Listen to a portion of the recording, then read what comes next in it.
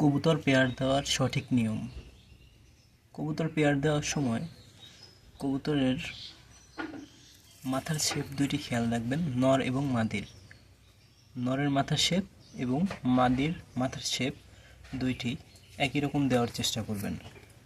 I সাইনের দিকে খেয়াল রাখবেন, চোখের ধরন অর্থাৎ হলুদ চোখের সাথে হলুদ চোখ, লাল চোখের সাথে লাল চোখ দেওয়ার চেষ্টা করবেন, বা আনার চোখের সাথে হলুদ চোখ এবং হলুদ চোখের সাথে লাল চোখ দেওয়ার চেষ্টা করবেন।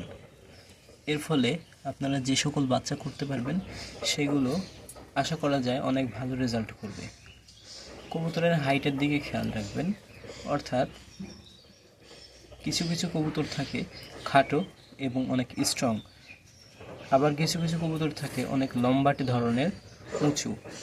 আপনারা চেষ্টা করবেন মিডিয়াম সাইজের কবুতরের সাথে মিডিয়াম সাইজের কবুতরেরই জোড়া দিতে। আপনাদের যদি লং ডিস্টেন্সে রেস দেওয়ার ইচ্ছা থাকে সে সময় আপনারা ছোট কবুতরগুলোকে চয়েস করবেন, অর্থাৎ ছোট সাইজের কবুতরের সাথে ছোট সাইজের কবুতরগুলোকে আপনারা পেয়ার দিবেন।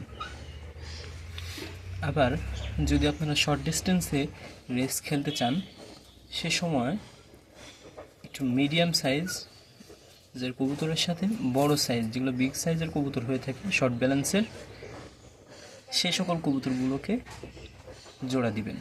এর ফলে যে বাচ্চাগুলো পাবেন সেগুলো 150 থেকে 200 কিলোমিটারের রেসগুলোতে আপনারা পার্টিসিপেট করতে পারবেন। এখানে একটা পেয়ার দেখতে পাচ্ছেন, এটি আমি মিডিল ডিস্টেন্সের জন্য রেডি করেছি।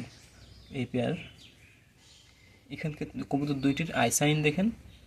এই কবুতরটি নরটি হচ্ছে আনার চোখের একটি কবুতর এবং মাদিটি হলুদ চোখের একটি কবুতর।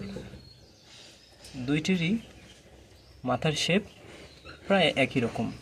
নরটিকে আমি দিয়েছি হালকা লম্বাটে এবং মাদিটি আমি দিয়েছি হালকা খাটো টাইপের, যেন বাচ্চাগুলো মিডিয়াম সাইজের হয় এবং 200 থেকে 250 কিলো আমি রেস করতে পারি। ধন্যবাদ।